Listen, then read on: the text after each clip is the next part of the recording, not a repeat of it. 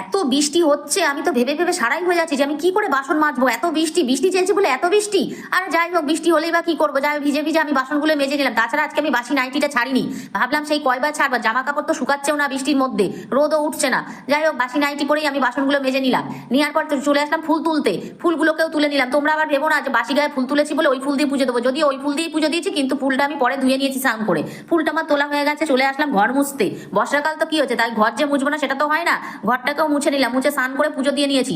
কিন্তু রান্না কি করব, আজকে তো আমি রান্না করবো না, তা খাবো কি?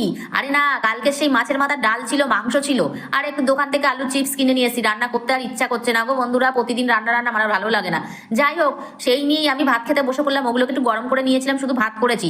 তারপরে এই দেখো, ভাত খেতে তো বসেছি, কিন্তু ভাত খেতে বসে কি করবো, তা আমার আশি বেশি তরকারি খুব একটা এখন ভালোও লাগছে না খেতে। এই তো কালকে সেই ডাল ছিল একটু, আর মাংস ছিল আলু চিপস দিয়ে। যাই হোক, খেতে তো হবে, পেটে তো না দিলে তো হবে না। ও খেয়ে নিলাম, ছেলেকেও দিয়ে দিলাম, আমিও খেয়ে নিলাম। বন্ধুরা, তোমরা কিন্তু ফলো সাবস্ক্রাইব করতে ভুলো না।